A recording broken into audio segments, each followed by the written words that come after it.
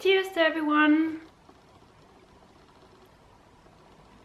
Now for once I'm not drinking coffee because it's a little bit too hot outside to drink that right now.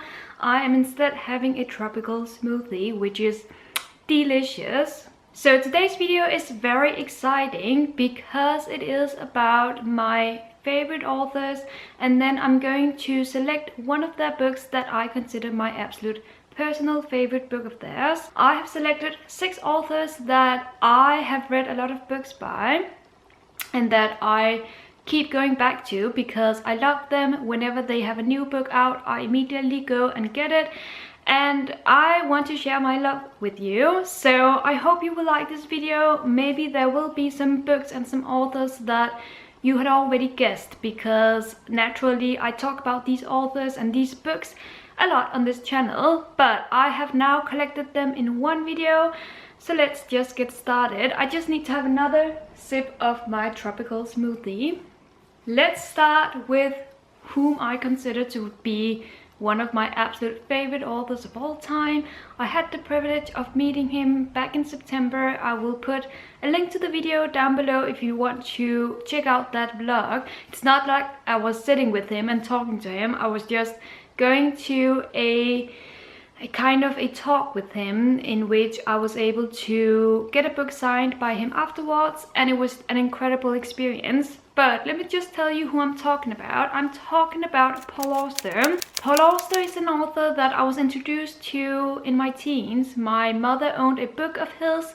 I read it, I loved it, and I immediately, well, I said teens. I think I was at university because I immediately went to the library and checked out all of his books and read them all over some months, I think. What I liked about him is the fact that he writes about coincidence and how things happen that seem so convenient, but it's a coincidence and it just happens all of a sudden. He also writes about peculiar characters finding themselves in peculiar situations, and that combined makes for a great story. I think his books are very different from each other. He has a book about gambling, I believe. He has a book about living in a desolate world in which I think it's kind of post-apocalyptic, and he has a book about living in Brooklyn and being a student there.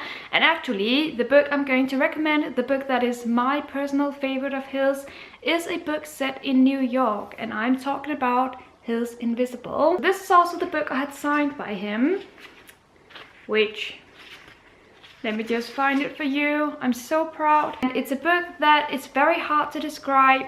It is basically about this young man who lives in New York and who one day encounters a couple that are very peculiar and that turn out to change his life. But what I love the most about this book is that it comes with different narrative voices, so that the world is kind of put upside down.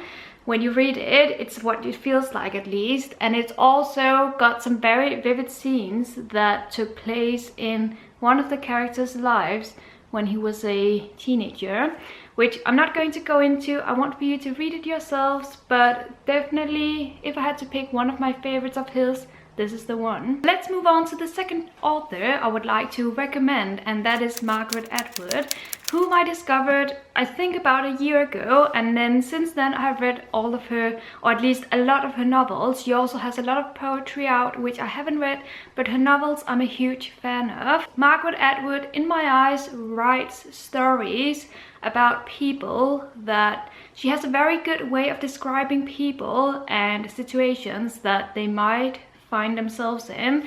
And I realize it sounds very vague, but that's how it is.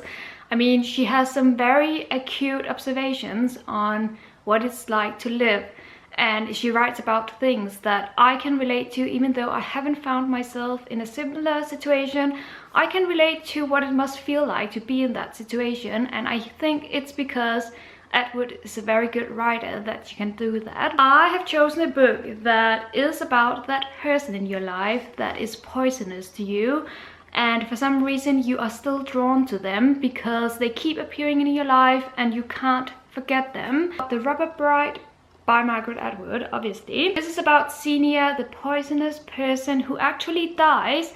So our main character is very relieved when that happens. But then for some mysterious reason, she reappears in her life. And it's very mysterious, but also very traumatic for her. And I just love Atwood's writing. She writes beautifully and very relatably. Next author, the third out of 6, is John Irving.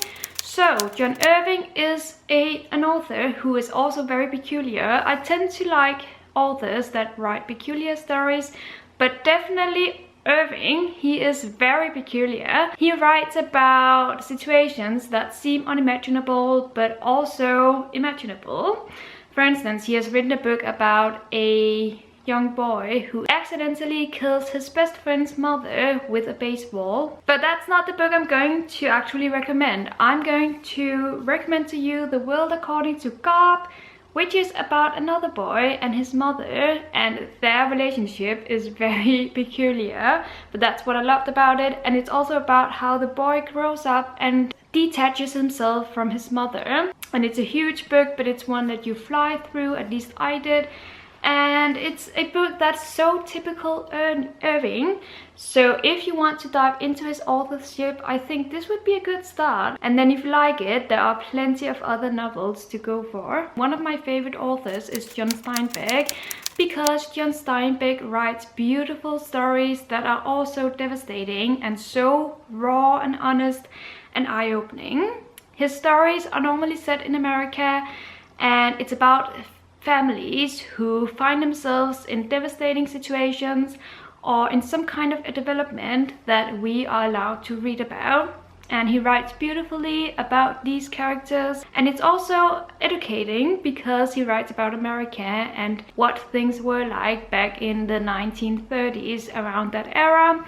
So I had to choose one of my favorite books of his, and I couldn't do that. I had to include 2 of my favorites of his. I just couldn't pick one.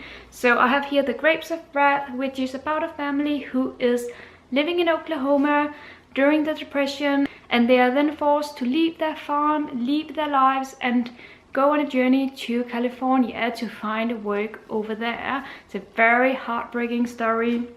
And then I have here East of Eden, which is a story about twins, but it's also about their father and a very sneaky woman living in a nearby town.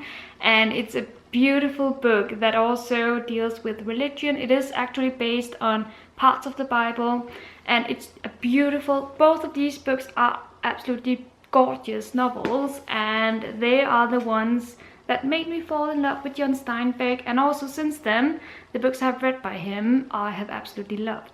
Next we have Haruki Murakami, who is from Japan, and that's one of the reasons why I love him so much, because he writes about a culture that is unknown to me, but that is so interesting to learn about. Murakami is a writer of very simple narratives. They appear simple on the surface, but it also has some element of magical realism in it, so that it becomes deeper once you get into his books. I think I've read at least the majority of his novels, and I've loved every single one of them, some more than others, and the one I chose as my favorite of his is Norwegian Wood, which I read many years ago, so it's kind of vague in my memory these days, but it is a beautiful love story that actually has a starting point several years later, because it's about this man who is on a plane and he hears this song, Norwegian Wood by the Beatles, and that song reminds him of his years as a student and the girl he fell in love with. And then we are taken back to that time, and this is basically their story, which is beautiful. It's a very typical Murakami novel, and it's just so simple but yet so impactful. Now, before I move on to the last author, I would like to say that I have read several other authors that I absolutely love, but because I've only read 1 or 2 of their novels, I don't feel like I can say that they are my favorite authors of all time. Not just yet. So just in case you were wondering, I wanted to throw that in. The last author is of course Donna Tartt, who has only written 3 novels because she takes so long to write a novel. She takes about a decade. But once she publishes one, it is perfection. So I don't really mind. I do mind a little bit because I want more, but I also want for it to be as perfect as she can make it. Donna Tartt has written 3 novels which are very different from each other, and I admire her for that. So it's kind of hard to tell you what she writes because they are so different. But I can tell you that she writes about realistic people and situations. She has, for instance, written The Goldfinch, which is set in New York, about this boy whose mother dies, and then he is left alone in this big city.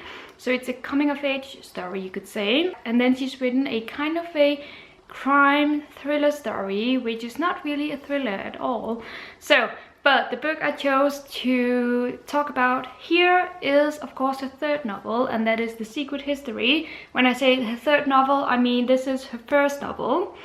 But anyway, so The Secret History is about a group of Greek students who are friends and who get to know each other. One of the students actually is thrown into this class by, well, he pressures the teacher to accept him, and then once he is accepted, he realizes that this group of students, which is very exclusive, is also very peculiar and behave in mysterious ways.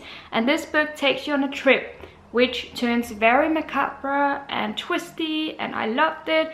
So beautiful, so impactful, and definitely my favorite of Donna Tartt's. And that is it for this very exciting video, which I have been looking forward to filming. I hope you enjoyed it. Let me know in the comments what some of your favorite authors and books are, because as per usual, I would love to know. Thank you so much for watching, and until my next video, happy reading.